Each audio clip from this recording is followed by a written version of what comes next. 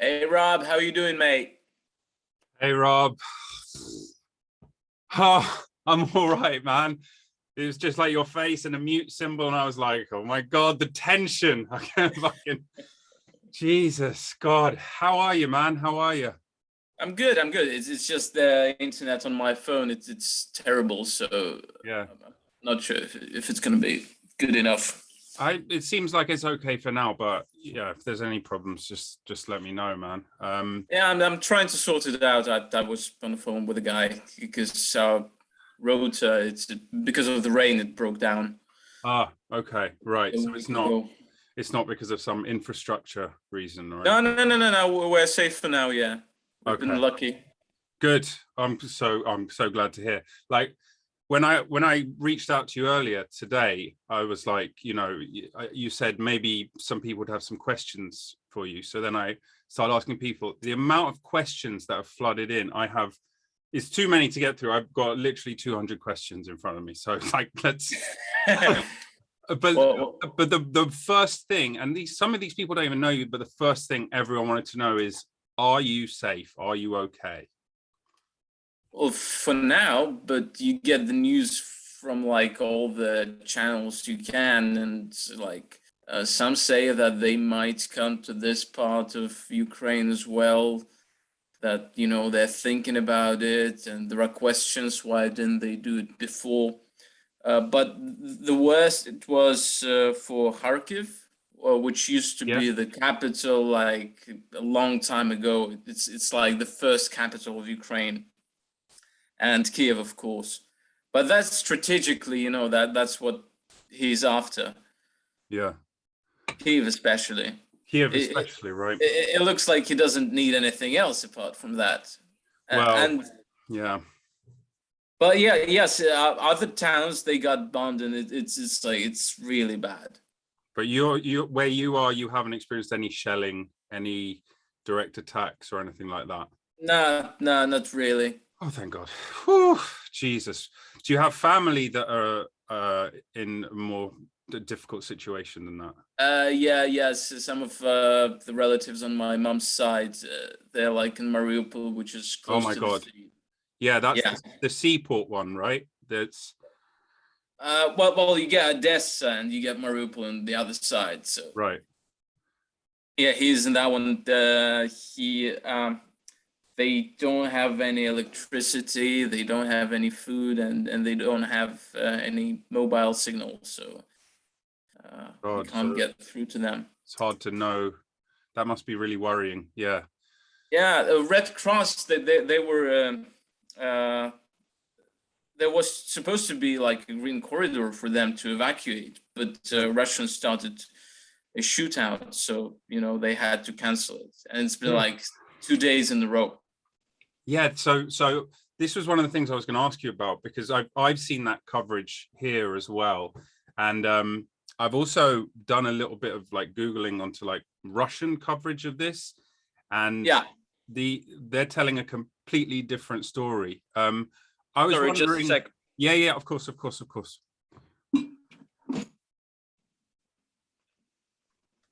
I was wondering in Ukraine, do you get any of the Russian coverage? Do you get to see any of their spin on it, their propaganda, or is it?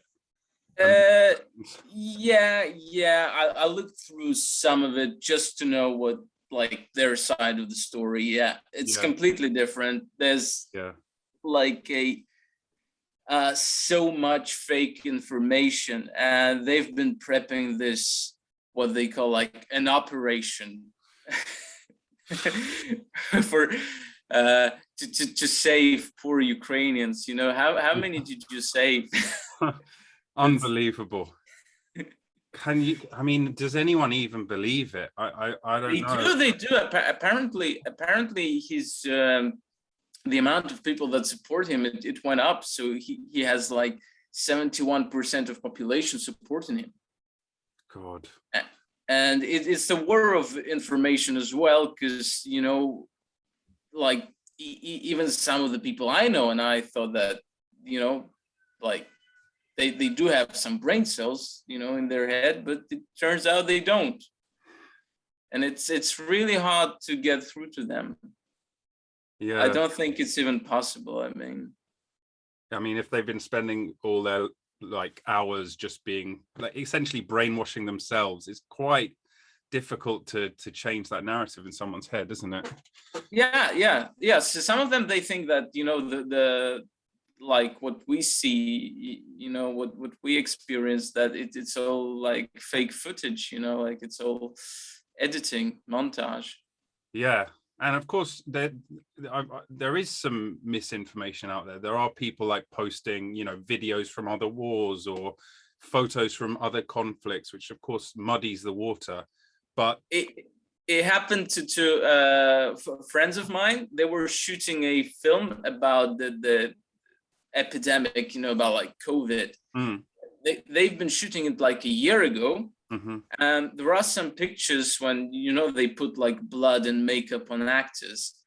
And Russian propaganda, they used those stills to say that, it's Ukrainians making up fake news. God.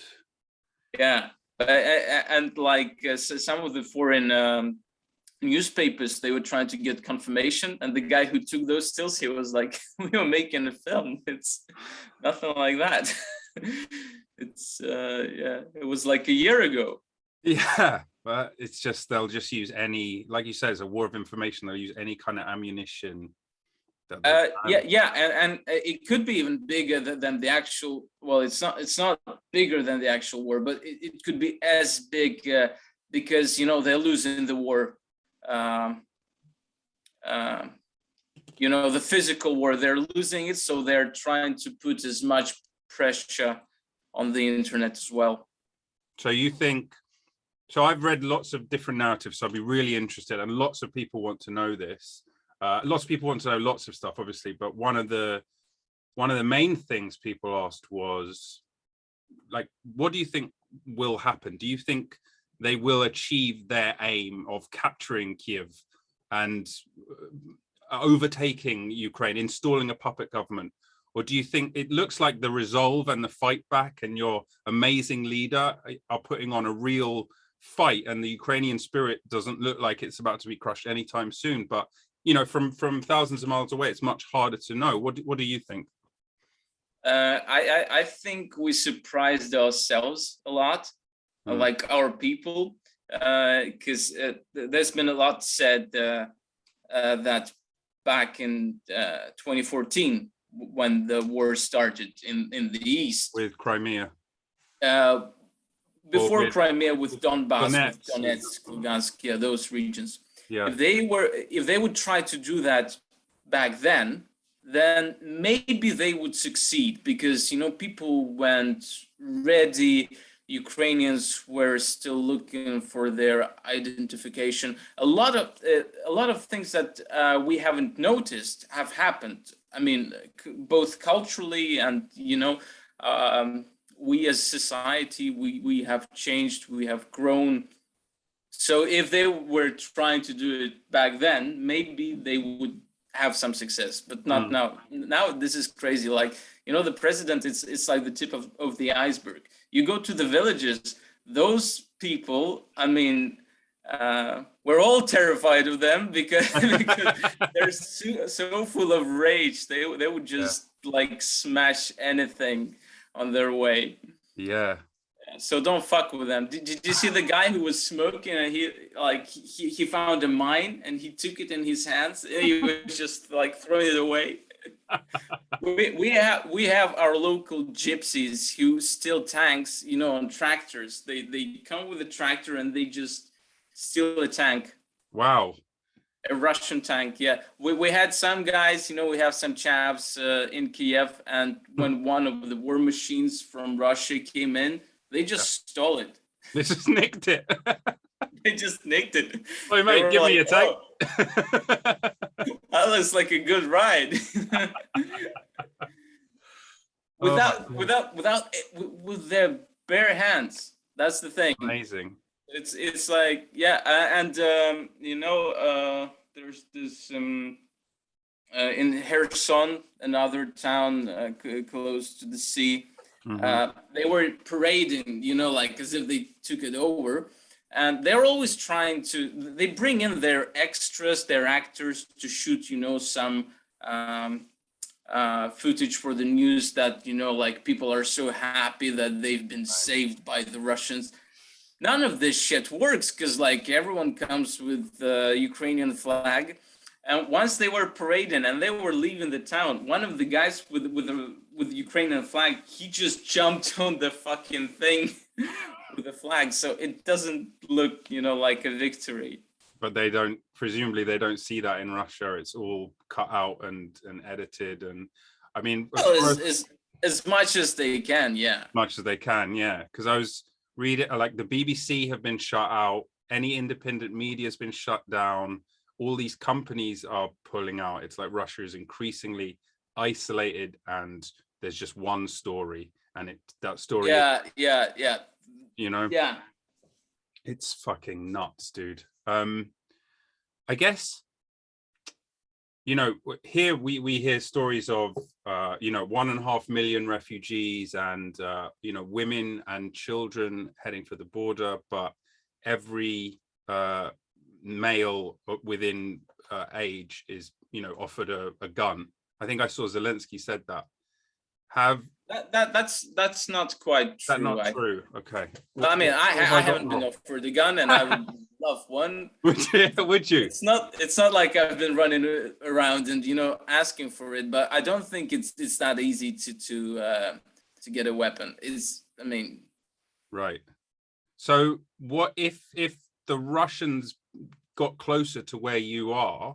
I mean, there's a hard question, but like, do you have a plan in place? Obviously, like, don't give up your secrets, but do you know what I mean? Like, what would you do? What would do you know where to go? Would you know how to get ammunition? Would you stay and fight? Would you try and escape? What do you think? Well, we will definitely, to take all the women and children closer to the border. And I think that was the right decision not to let men leave the country. I think that's good. Yeah, I mean, I've seen pictures of very old men with big guns, and it makes you, it's such a mix of emotions, because you're like, yes, fuck you, Russia, but also it's like, oh my God, it's tragic. This poor old bastard, he doesn't want to be picking up an AK. He's retired. He's trying to live out the best of his last years. I think, people here, it's like, their spirit is so much up, they're like, well, if you have to fight, you fight. What else can you do? Right. Some of that kind of like, what do they call it? Spirit of the Blitz. Like there's more like community because things feel under threat the whole time, I guess. Oh yeah, absolutely. And everyone is trying to help each other, which is absolutely great. And, I don't think we've ever experienced that closure before. At the same time, there are very rare occasions of somebody trying, to use the situation to their advantage, What do you mean? To run some business on, buying ammunition or, weapons. So they put like a bigger price tag or some things like that. But I mean, that's, that might happen anyway. Right. Anywhere, anytime, there's always going to be. Yeah. I mean, but it's a minority, like we can handle it quite easily. Overall, the spirit is up. Everyone is very charged and everyone is very angry. And the anger, where is that? Where do you feel? I know you can only speak for yourself, but you can also sort of take the mood of the people around you and the nation at large. Is the anger directed at Putin? Is it the Russian army? Is it the Russian people? Is it partly, the West who haven't provided troops, or is it lots of things? Where do you feel it's a mixture of many things. Because there were like a lot of demands on closing the sky, and that hasn't happened. And they were like looking for different solutions, like give us equipment to do it ourselves, or give us the planes, or like what else can we do? And it's seems tricky, you know. It's because when I was following like the first days, you know, and even before that, Biden was like very proactive and he was saying a lot of things. And right now, he has been very quiet. Yeah, I've noticed that because that was dominating the news coverage before the invasion. It was like, look, they've got 200,000 troops. They're on the border. They're doing drills. There's tanks. All of this. It's like, okay, so everyone knows. Yeah.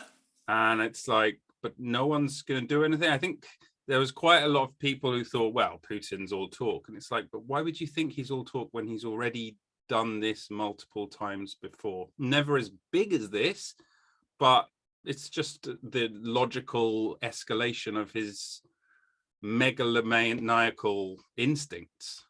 That's what makes his argument ridiculous, because first of all, we don't have any Nazis. We don't have. Yeah, what the fuck is that? Denazification. I mean, I wanted to ask you. I know you're not like a religious guy, but you're like me. You're a Jew. You're in the theater, and you've got a Jewish leader, a head of state, Zelensky. I want to get your opinion on that. But also, what is this Nazification? I mean, as far as I can tell, correct me if I'm wrong, there's the Azov battalion who have a small portion, a few thousand who are like Nazis or fascists or some version of that. And that seems to be it. And that is being used as the pretext for the denazification, quote unquote. What do you think? Well, I don't think they're as even radical as they're described. Right. And it's like, because they were trying to get seats in the parliament, and I think they didn't score even like they got like 1% or like something around that. So like, there's none of them in the government. Right. Yeah. This is the fairy tale that, you know, Russian propaganda. Because I've been following like some of the stuff that they were like trying to say 24/7, you know, but it's just the story they made up, and it has like no foundation, but they've been doing it for so long. Right. And I think somebody's described it before, like the next Nazi regime, it will say that they're anti-Nazi. So he was trying to make this, you know, to make up the other side of the argument. So do you think it's that thing of, if you tell a lie enough times, it starts to sound like the truth to the people who are listening? Well, for them, obviously, yeah. And they've been doing it for so long. I mean, it's like, it's not like they've done it in a day. They've been doing it for a very long time. And like, yeah, I mean, like, everyone underestimates it as a threat. Yeah. Because everyone was like, this is bullshit. Nobody's going to believe that. But they've been repeating the same thing for 20 years, or however many years he's in power. I think it's about 20. 22 years he's been the president. There we go. And obviously the anti-Semitism goes back a lot longer than that. That's the Protocols of the Elders of Zion that came out of Russia. So it's obviously part of the narrative. Well, what do you speaking of Zelensky, what do you think has made him so effective? Is he effective in the West, at least in England, and from what I'm seeing around the world? People are saying like they'll be building statues of this guy, and you know, he's etc. I don't know, what's your take on that? You know, he's also an actor, isn't he? He's a performer. What do you think? That's a funny thing, because personally, I didn't vote for him. My parents did. And they were like, no, you'll see. And throughout like his presidency, you couldn't even watch it on the telly, you know, like every speech he was doing, it was not really convincing. He was demonstrating, was he? He needed a week at Drama Center to get that out of him. Well, it's not even that. He just sounded, you know, like he's less sophisticated than I thought he is. Right. Okay. Yeah. And that kind of made us worry a bit. and we would make a lot of jokes, even like in our shows that we were doing. We would just, we would make jokes about him all the time. Then the first speech that really shocked a lot of people was like at the Munich conference. When he described, and it was like a completely different person. It's as if, he was training with some SWAT team for 2 years, secretly, and nobody knew that. It's because everything changed. The way he speaks, what he says, great speech writers. I mean, it's not just one guy, Of course, like the whole team. And everything changed tremendously since. I mean, it's like it's a completely different guy. Nobody expected that to be so different. And not only him, but like other politicians, they started to live up to that. It's like a much higher standard. Even like our mayor Klitschko, who's amazing, famous boxer. Yes. He turned out to be like a very cool guy, he records like all those videos. He goes like through every hospital and every place he can. So, it's as if they were, all this time, they were waiting for this chance, this cometh the hour, cometh the man, as they say. Yeah, exactly. Rise to the occasion. Well, that must be, and they totally did. That must be sort of also stealing for the old heart, stealing as in STEL, not trying to rob, as make it stronger, like steal. Because in peaceful times, they were like clowns, but when the war kicks in, those guys, they're great. They're very brave. They haven't left. There's been like operations against personally against Zelensky.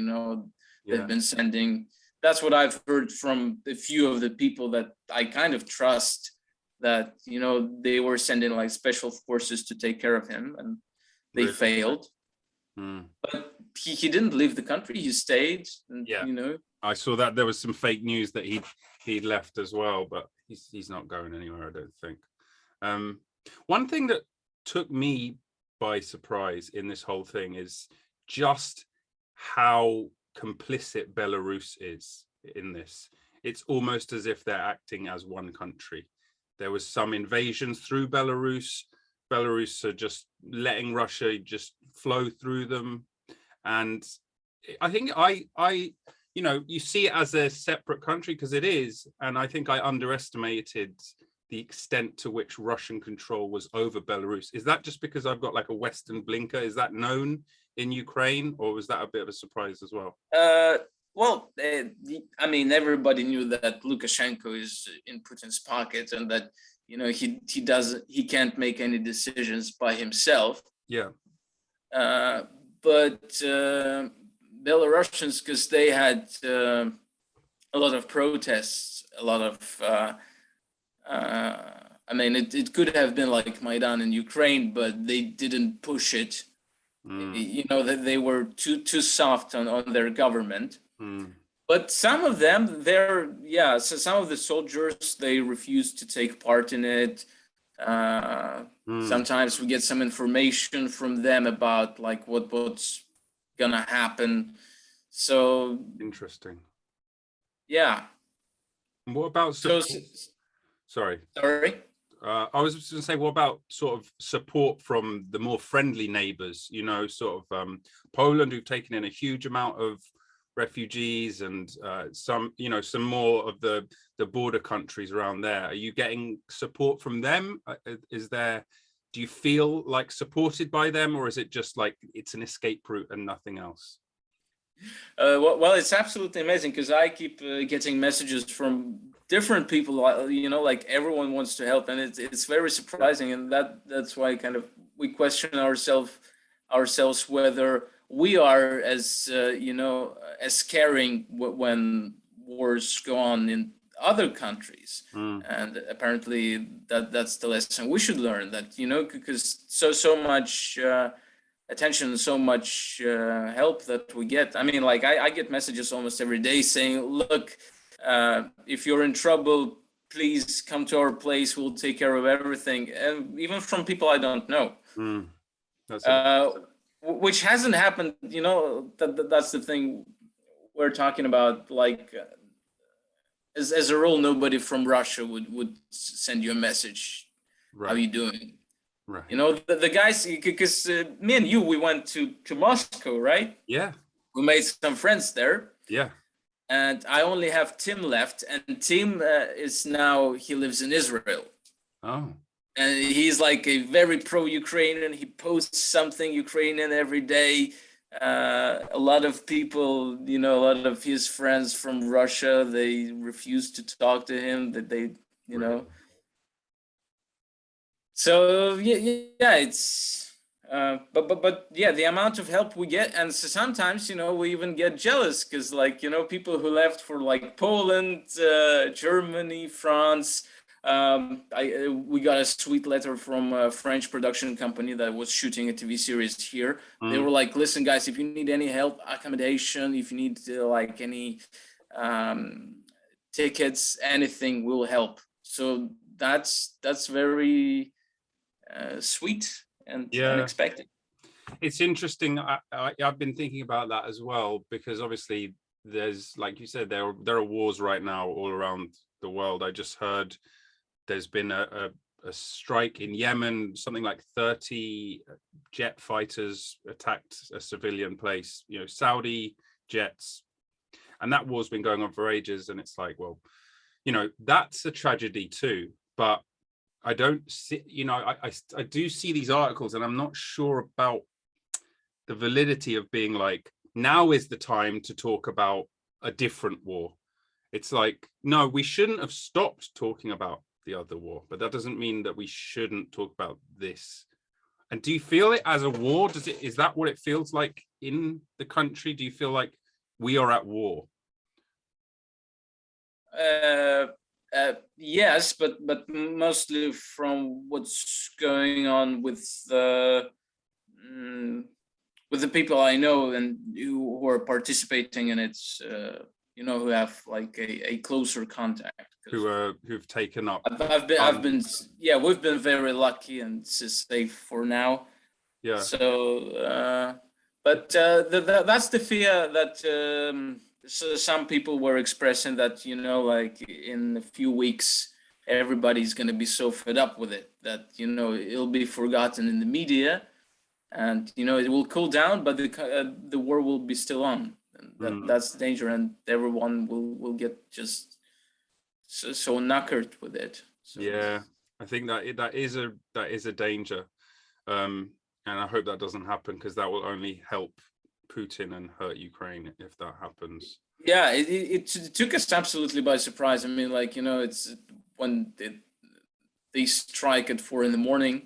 Yeah, and like everything, like all the plans everybody had, it's like, yeah, nobody have their job anymore, you know, like you cannot do it. Like, yes. How much is society around you able to like function as normal? Because obviously you're not in the midst of, you know, you're not in Mariupol or something, right, where there's like no bread, no electricity, Russians everywhere. But are you able to sort of like work? Are you able to travel? How well, we're trying to help around each other. I mean, I haven't been that good at this, but like a lot of my colleagues, you know, they volunteer, they do a lot of different stuff. I mean, yeah, the main thing is, and that's for I think is a good thought for somebody abroad as well, because like people keep asking like how can they help. Yeah, and that's the number one question that I've had from everyone is, how can we help? And it's like, well, first of all, the simplest way is to donate if you have like some finances, you know, that wouldn't affect your life. I mean, what would you think is the? So one person asked me something a bit controversial, so I want to take your opinion on it.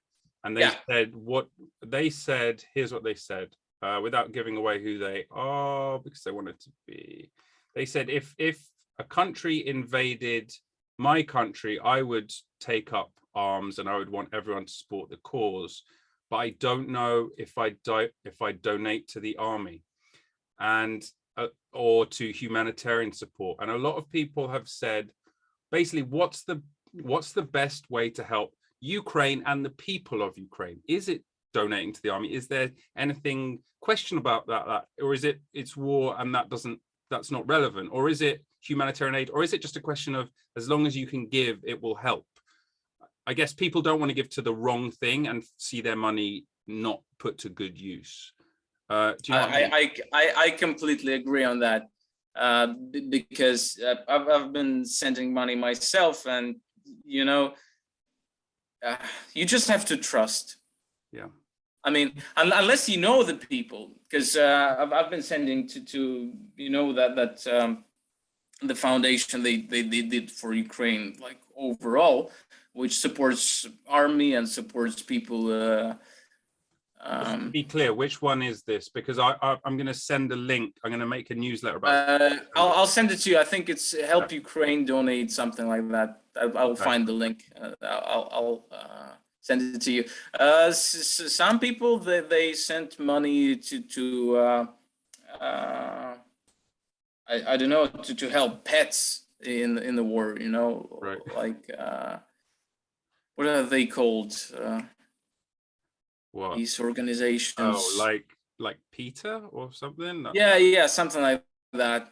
Some to Red Cross. I mean, it's like, it's whatever you trust. Right.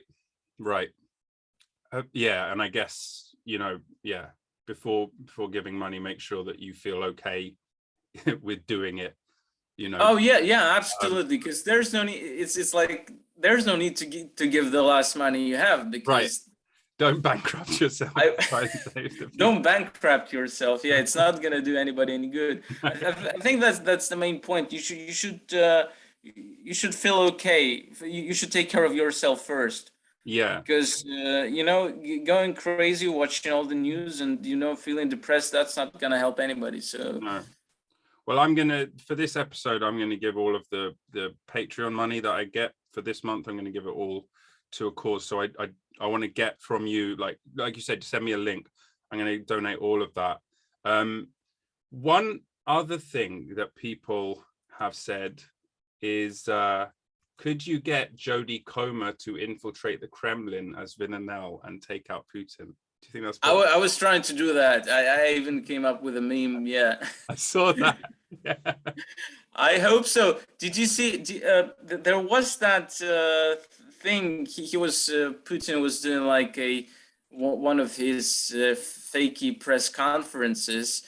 He had like a massive table, because everybody was accusing him that. You saw that? Fucking, I've seen the tables that are like 50 feet long, and like he's fucking, apparently he needs a stool sample before he goes in contact with anyone, because he's so crazy about COVID. But I don't know if it was this specific one. Carry on. Well, that's the thing, because he spent like more than a year, by himself and like avoiding people. Yeah. And there's this press conference. I think he did it like yesterday or the day before. Yeah, him and just like a lot of women. I think they work for airlines or something like that, because like all of the flights abroad are canceled. Yeah. And you can see that, the background, it's fake. Right. So basically they've shot all those like extras women around the table separately from him. And he has a microphone, and at some point like his hand goes through the microphone. So like it was like all badly edited. Yeah. And like at first I thought, well, maybe somebody edited like afterwards, but no, it's an official thing. It was like on Russian channels. So sorry, what was I gonna say? Let's go back to the question you had. The question was about Jodie Comer infiltrating. Oh yeah. And there were like two women on the left from him, and one of them, she looked exactly like Jodie Comer. Like a slightly younger version. Yeah, and I think she's already there. She's getting close. She's there almost. That'll be a terrific ending. That would be I mean, yeah, that would be so Hollywood that we wouldn't even believe it. But if Jodie Comer assassinates Putin, mwah, thank you, universe. That would be. Sorry, I think my doorbell's going. I'll be back in 1 second. You're right. Sure. Yeah. Okay, back in a sec. I'm just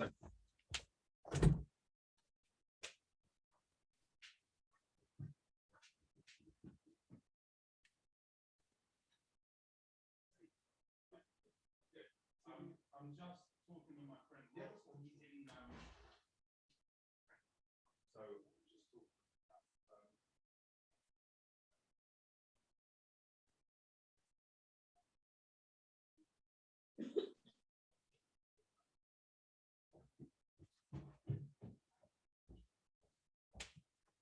Hey, Rob. Sorry about that. Is that okay? Yeah. It's all okay. Late delivery of the post. Chris Burke's had like a bunch of questions for you, like loads and loads of questions. He might even know more answers than I do because he's so into politics. He's so good at this. He wants to know if he stays, will he be involved in the resistance? If I stay? Yeah. Oh, well, I guess at some point I'll have to. Yeah. Do you see it going there? I mean, I've seen some images of this Russian convoy line that's 20 miles long or something with lots of troops and tanks and stuff like that. Oh shit, it's good I haven't seen it. I think, for all I know, that could be fake news, but that's what I've heard. Lining up to Kiev, there's some kind of miles long thing of 65-kilometer long Russian convoy, apparently. Hold on, let me share. You tell me if you've seen any of this. Something like this. Russian convoy, 40-mile long Russian convoy. There's CNN, Economist. Seems like it's been reported multiple places.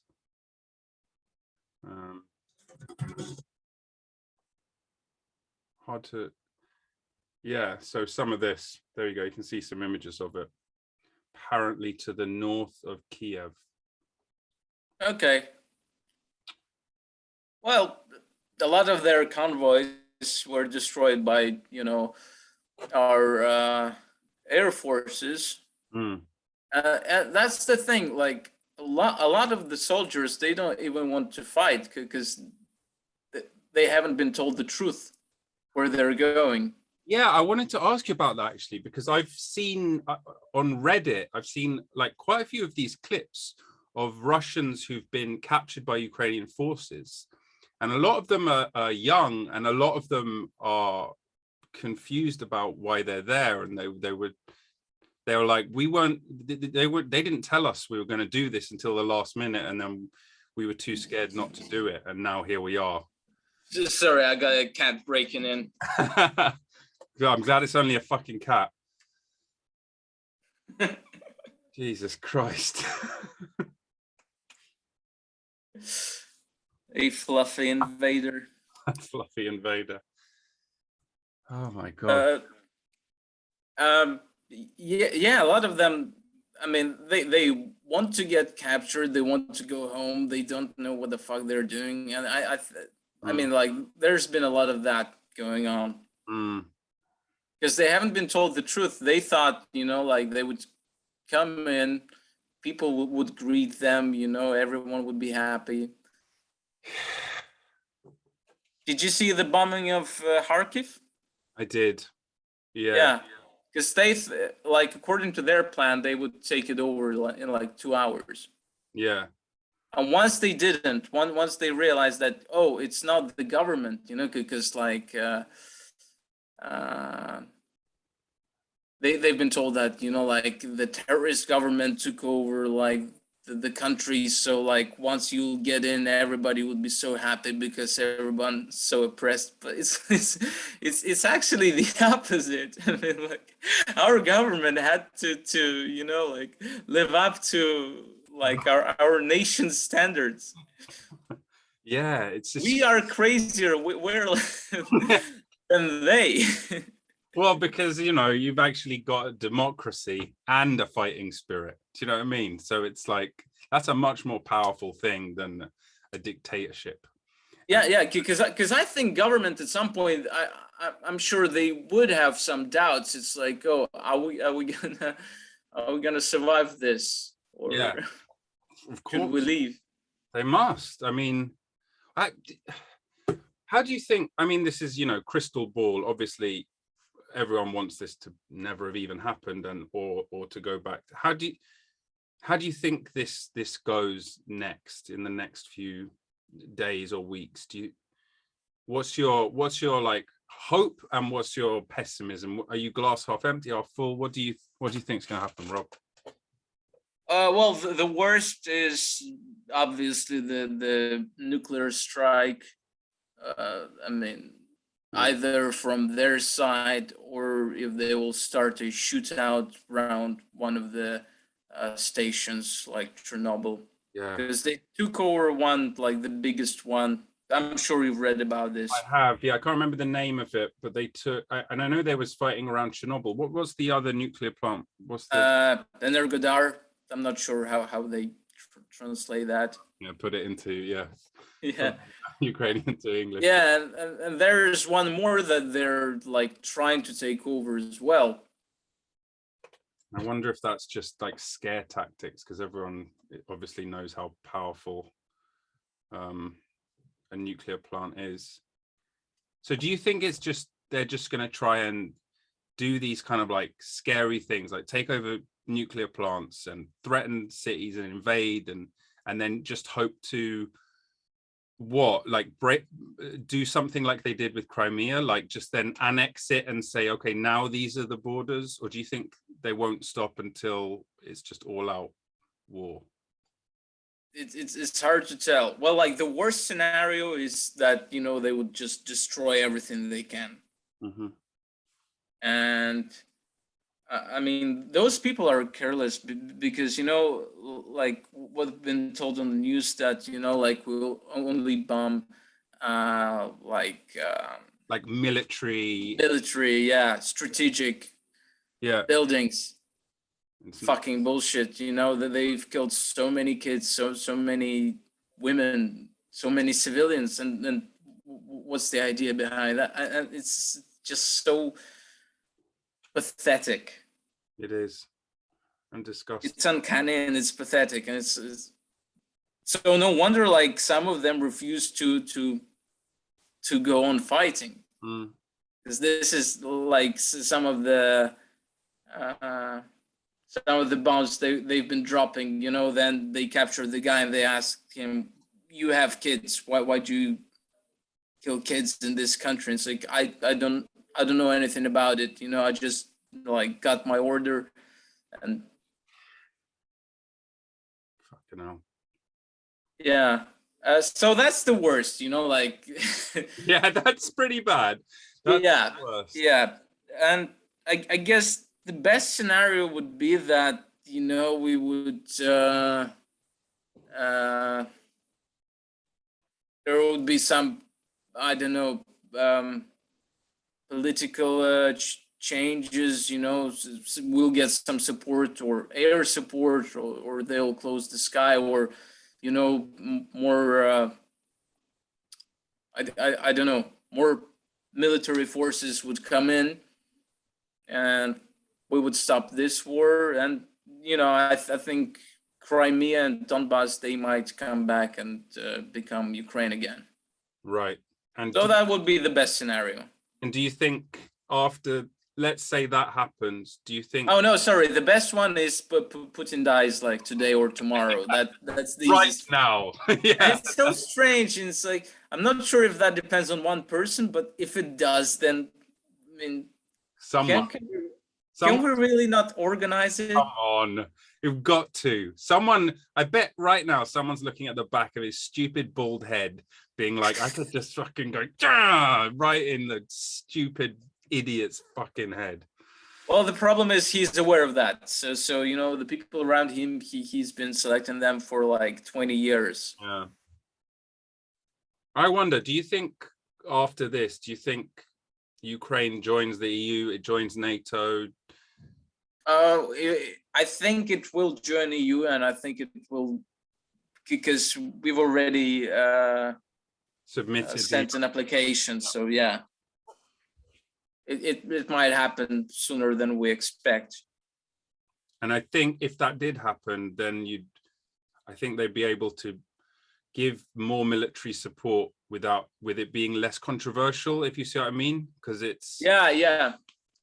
Well, from what I've read, Russians don't think so, because they think, that doesn't change anything in terms of defense.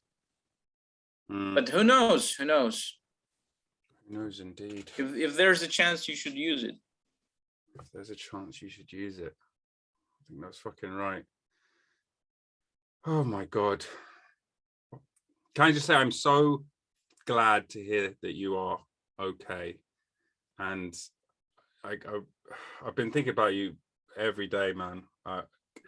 I'm glad you're okay, because this thing, it's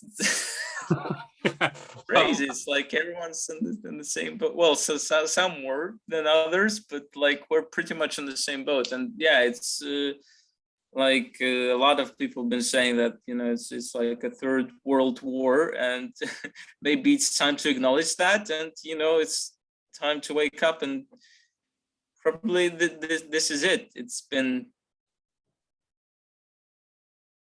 I mean,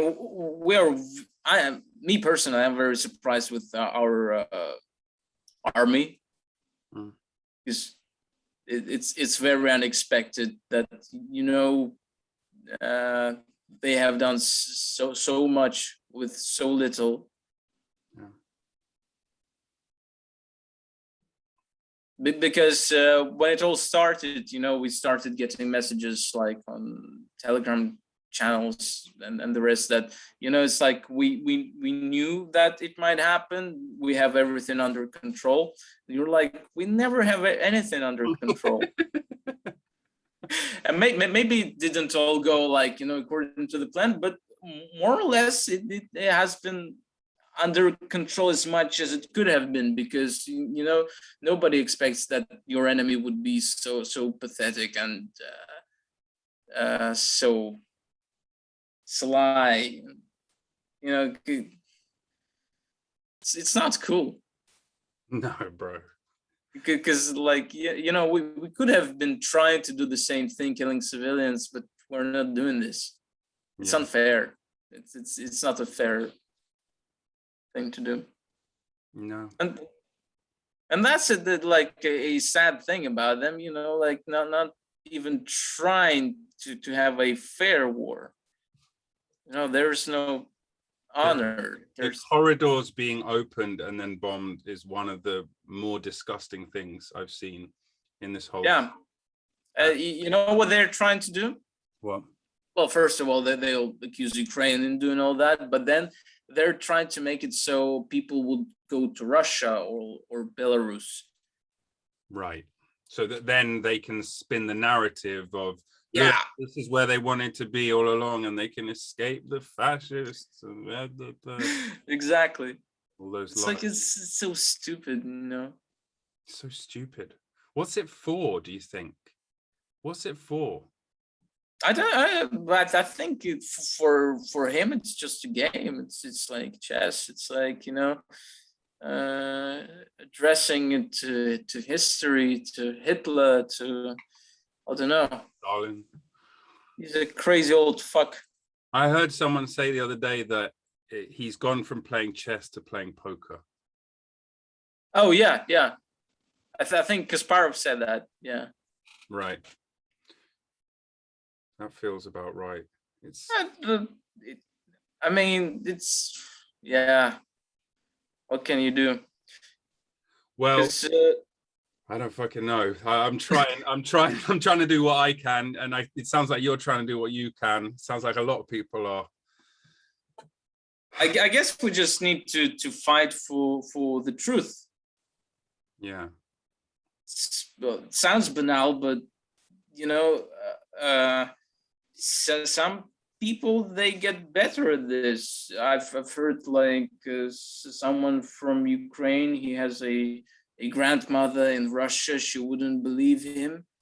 And like for 6 years, they had those arguments about like Putin being a bad guy. And now, you know, now she gets it. She completely changed her mind about the whole thing.